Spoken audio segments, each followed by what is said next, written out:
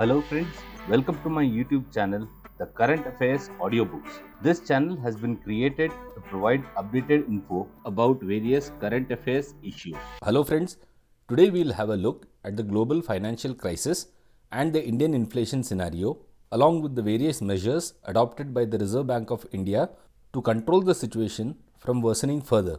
We will also discuss the nuances of repo rate and its impact to the Indian economy. Let us start with the topic proper. The latest financial crisis were triggered in 2020 attributable to the COVID-19 pandemic.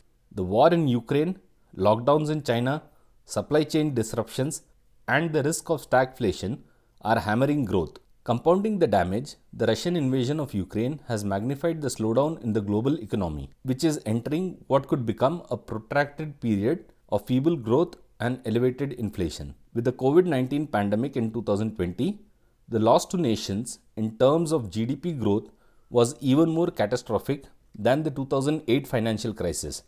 India suffered a decline to 7.3%, US 3.4%, while China managed 2.3% growth in its GDP. With the Russian invasion of Ukraine, not only both countries suffered huge losses due to the war in terms of defense spending, falling currencies, and poor corporate performance, but the world at large saw prices of essential commodities like crude oil, natural gas, sunflower oil, zinc, etc. shooting the sky. Let us have a look at the historical perspective. There have been precedents of such economic recessions in the past. The Great Depression in US kicked off with a massive stock market crash on 24th October 1929, resulting in failure of thousands of US banks. The Great Inflation continued from 1965 till 1982. The recovery from the stagflation of the 1970s required steep increases in interest rates in major advanced economies, which played a prominent role in triggering a string of financial crises in emerging markets and developing economies. The infamous Asian financial crisis of 1997 started with the large currency devaluations by East Asian nations, starting with Thailand. The subprime crisis that started in 2007 in the US and engulfed nearly the entire world economies was a result of poor banking regulation compliances and exotic packaging of poor quality loans. The real estate bubble burst as Lehman Brothers closed, resulting in a cascading effect on the entire US financial sector. The current global economic conditions compare with the stagflation of the 1970s, with a particular emphasis on how stagflation could affect emerging markets and economies. Let us have a look at the impact of the war. The war's effects on energy markets. The war in Ukraine has led to a surge in prices across a wide range of energy-related commodities. Higher energy prices will lower real incomes, raise production costs, tighten financial conditions, and constrain macroeconomic policy, especially in energy importing countries. The war in Ukraine is reshaping the entire global energy landscape. The conflict has propelled energy security concerns. Governments have put in place measures to shield from the effects of the energy price increase. In response to escalating prices, many countries are looking to expand domestic energy supplies. In the short run, these efforts will likely result in increased fossil fuel production. Profitability may lead to ramping up investment in fossil fuel infrastructure, which could lock the world into a high carbon future. Higher energy prices will also likely boost investments in renewables and energy efficiency, potentially supporting the shift away from fossil fuels. But the continuously falling prices of renewables and multi-stakeholder commitments are increasing the risk of stranded assets. Energy and financial firms may be more reluctant now to invest in new fossil fuel projects. Growth. Growth in advanced economies is projected to sharply decelerate from 5.0% in 2021 to 3.9% in 2022. It will further moderate to 2.6% in 2023, largely reflecting the further unwinding of the fiscal and monetary policy support provided during the pandemic. Among emerging market and developing economies, growth is also projected to fall from 6.5% in 2021 to 4.8% in 2022 and is expected to be 4.7% in 2023. The world economy is now projected to grow by only 4.4% in 2022 and 3.8% in 2023. In India, the recovery is difficult because of accelerating inflation. Rising inflationary pressures led to an unscheduled policy interest rate hike in May 2022. In India, growth is forecast to edge down to 7.5% in the year 2022-23. The revisions to the growth reflect the expected erosion of purchasing power of consumers, elevated uncertainty, and weaker external demand. The impact of the Ukraine war on global climate action. The war in Ukraine has unfolded at a time when global carbon dioxide emissions are at an all-time high. Total greenhouse gas emissions in 2019 reached about 59 gigatons of carbon dioxide equivalent units. The remaining carbon budget, consistent with a 50% chance of limiting global warming to 1.5%, has been assessed at 500 gigatons of carbon dioxide equivalent units, making short-term increases in emissions even more problematic. Challenges for climate action from rising food prices. Sustainable biofuels like ethanol, biodiesel, and renewable diesel are important fossil fuel substitutes for land-based transport and are critical to achieving net zero scenario. Globally, 13% of corn production and 20% of the global sugarcane production is used for ethanol production, while 11% of vegetable oil production is used globally for biodiesel. The war has pushed up food prices, especially for items such as wheat, corn, and vegetable oil, as the Russian Federation and Ukraine are major producers and exporters of these commodities. Growing food and energy security concerns are raising questions about the use of food crops for biofuels. Carbon intensity of land transport will likely increase considerably should biofuel use decline during the current episode of high food prices. Higher food prices could also lead to the intensification of agricultural practices and the expansion of agriculture into lands which are left under forest cover. With land use change being a significant contributor to the emissions, effects such as these could draw further from a dwindling carbon budget. The challenges to vehicle electrification amid potential mineral shortages. The war in Ukraine has also shaken global markets for metals, with potential knock-on effects on the price of renewables. For example, an average electric car battery contains about 80 pounds of nickel. Nickel prices have increased by about 50% compared to last year, as the Russian Federation processes 20% of the world's high-grade nickel. High nickel prices may also adversely impact environmental conditions, as the prospects of high profit will likely encourage the production of additional nickel from polluting and environmentally destructive strip mining. Overall, the price of the basket of EV battery metals rose by 64% compared to the previous year, which could raise the final price of an electric vehicle by up to $2,000 and slow down electric vehicle sales. This has exposed the vulnerability of EVs to price shocks in essential metals on top of pandemic-related supply chain problems. The net effect of the conflict on clean energy products will largely depend on how well manufacturers manage to secure supplies of critical materials, invest in new processing plants, and recycle battery materials. To ensure access to critical minerals, the 31 member countries of the International Energy Agency launched a critical minerals security program in March 2022 that could include the stockpiling of metals needed for electric vehicles and other renewable energy infrastructure. Similar to the IEA members' strategic stockpiles of oil, the national and global support for climate action is essential. Faced with the Ukraine conflict, with energy and food security concerns dominating the policy discourse, climate change challenges have taken a backseat. While climate action may possibly face obstacles in the short term, it remains critical to scale up efforts. A greater political and stakeholder impetus towards energy decarbonization can arise from the recognition of its link to energy and national security.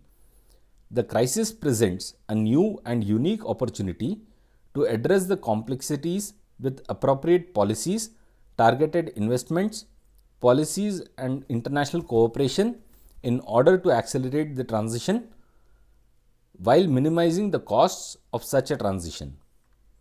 Let us have a look at the Indian inflation scenario. The Indian retail inflation stood at an 8-year high of 7.79% in April 2022. This was the fourth consecutive month when the inflation rate remained above the RBI's target limit of 2 to 6%.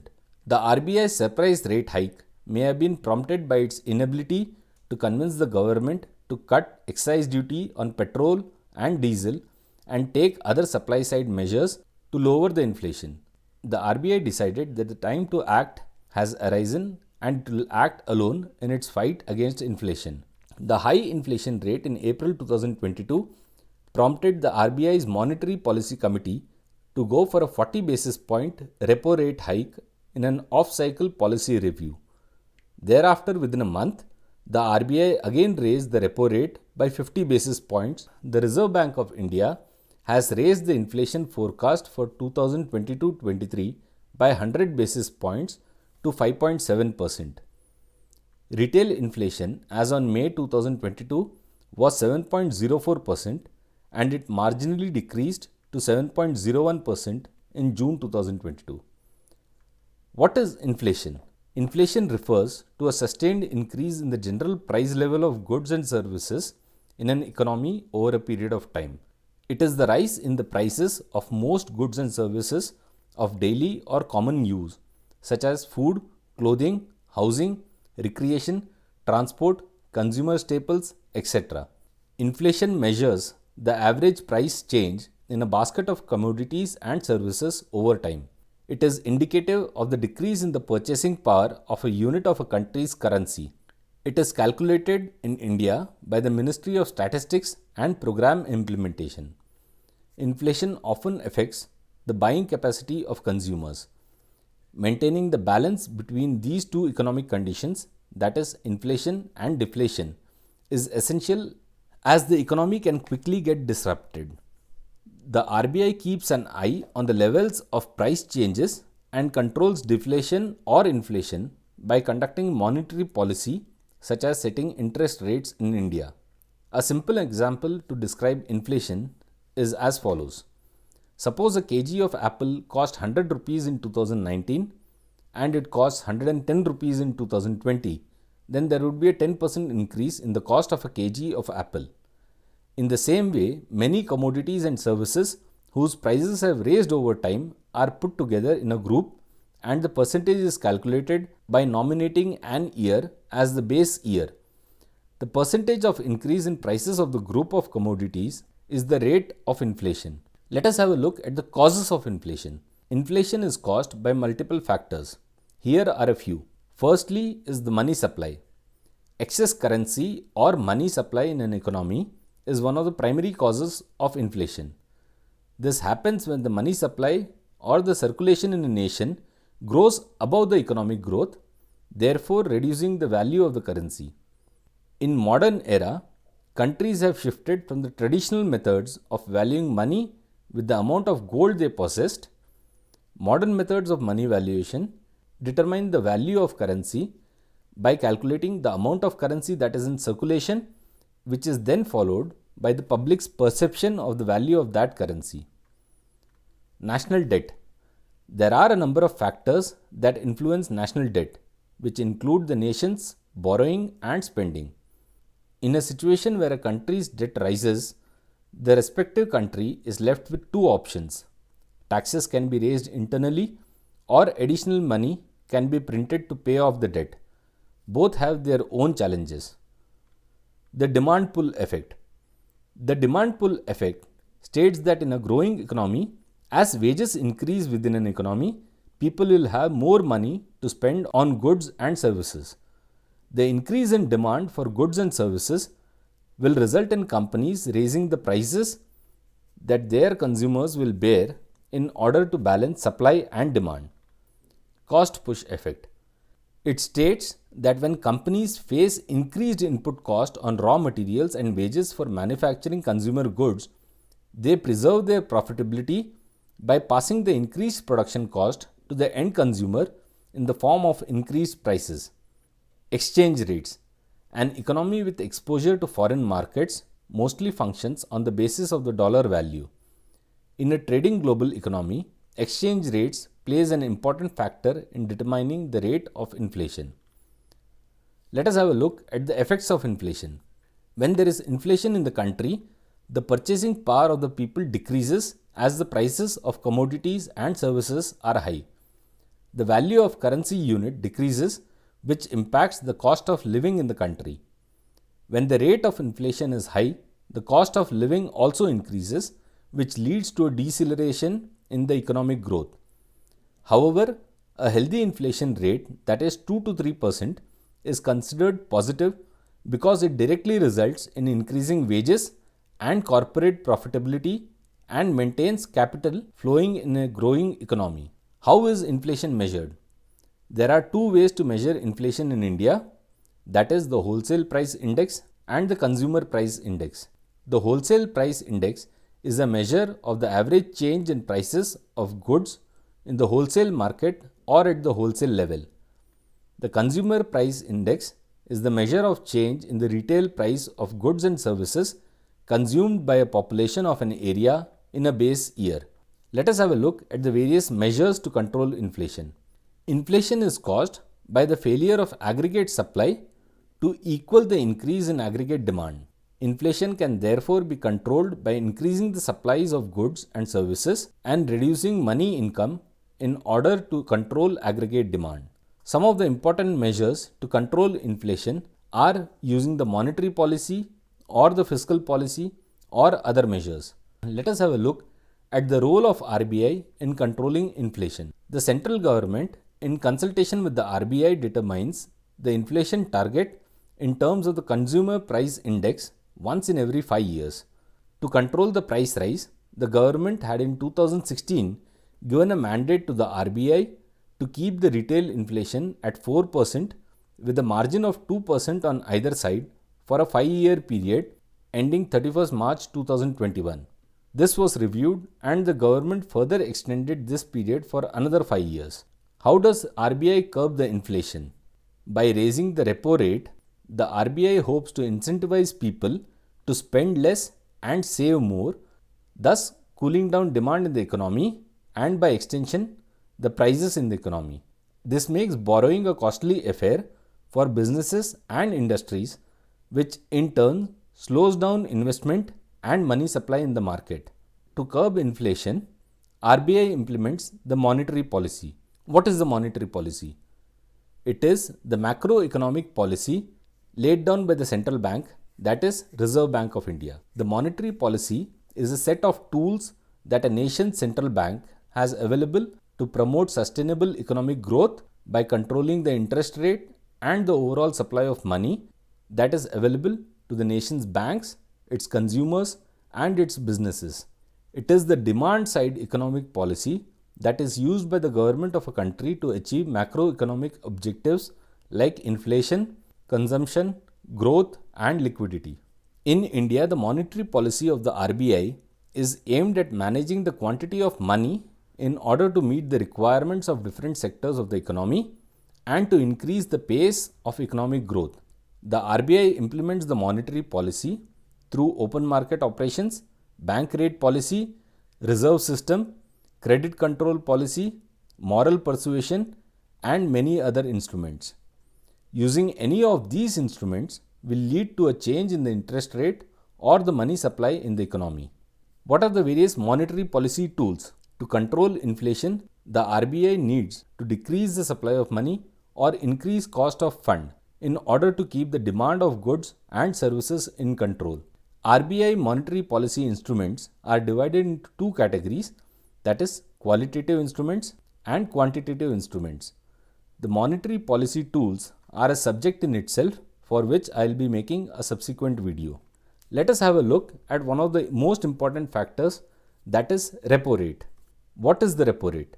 In financial terms, the RBI defines repo rate as the fixed interest rate at which it provides overnight liquidity to banks against the collateral of government and other approved securities under the liquidity adjustment facility. In other words, when banks have short-term requirements for funds, they can place government securities that they hold with the central bank and borrow money against these securities at repo rate. Since this is the rate of interest that the RBI charges commercial banks when it lends money to them, it serves as a key benchmark for the lenders to in turn price the loans they offer to their borrowers. Why is the repo rate such a crucial monetary tool? When government central banks repurchase securities from commercial lenders, they do so at a discounted rate that is known as the repo rate. The repo rate system allows central banks to control the money supply within the economy by increasing or decreasing the availability of funds. How does the repo rate work? Besides the direct loan pricing relationship, the repo rate also functions as a monetary tool by helping to regulate the availability of liquidity or funds in the banking system. For instance, when the repo rate is decreased, banks may find an incentive to sell securities back to the government in return for cash. This increases the money supply available to the general economy. Conversely, when the repo rate is increased, lenders would end up thinking twice before borrowing from the central bank, thus reducing the availability of money supply in the economy. Since inflation is caused by more money chasing the same quantity of goods and services available in an economy, central banks tend to target regulation of money supply as a means to slow inflation. What impact can repo rate change have on inflation? Inflation can be classified as follows: mainly demand-driven price gains or a result of supply-side factors that in turn push up the costs of inputs used by producers of goods and providers of services, thus spurring inflation. Or most often, it is caused by a combination of both the demand and supply-side pressures. The changes to the repo rate to influence interest rates and the availability of money supply primarily work only on the demand side by making credit more expensive and savings more attractive, and therefore reducing consumption. However, they do little to address the supply side factors, be it the high price of commodities such as crude oil or metals, or imported food items such as edible oils. The revised repo rate now stands at 4.4% and the cash reserve ratio at 4.5%. Let us have a look at the impact of the repo rate. Stock markets. An increase in interest rates means an increase in savings and a reduction in the flow of capital to the economy, which results in slump in stock markets. The stock market and the interest rates have an inverse relationship. Every time the central bank increases the repo rate, it prompts companies to also cut back on the spending on expansion, which leads to a dip in growth and affects the profit and future cash flow. This results in fall in stock prices. Loan and EMI rates. The increase in repo rate pushes banks to hike lending and deposit rates. This means the interest rates on loans will go up, EMIs on home, vehicle and other personal and corporate loans are likely to rise. Unequal impact. Capital intensive sectors such as capital goods, infrastructure, etc. are more vulnerable to these changes due to the high capital or debt on the books of these companies, while stocks of sectors like IT or FMCG usually see a lesser impact. During high levels of inflation, RBI makes strong attempts to bring down the flow of money in the economy. As a result of increasing the repo rate, it negatively impacts the growth of the economy, which helps in controlling inflation. To conclude, economic or financial crisis causes lives of humans as well as economies to recede back by decades. Against the challenging backdrop of higher inflation, weaker growth, tighter financial conditions, and limited fiscal policy space, governments will require to reprioritize spending towards targeted relief for vulnerable populations. Policymakers should refrain from policies such as price controls, subsidies, and export bans, which could worsen the recent increase in commodity prices. Global inflation is expected to moderate next year, but it will likely remain above the inflation targets in many economies. If inflation remains elevated, a repeat of the resolution of the earlier stagflation episode of 1970 could translate into a sharp global downturn along with the financial crisis. With this, we have come to the end of our discussion on the global economic crisis and the Indian inflation scenario. Please do let me know if you would like to know more about current affairs topics in the comment section. If you like the content, please do like, share and subscribe to my channel. All the best. Jai Hind.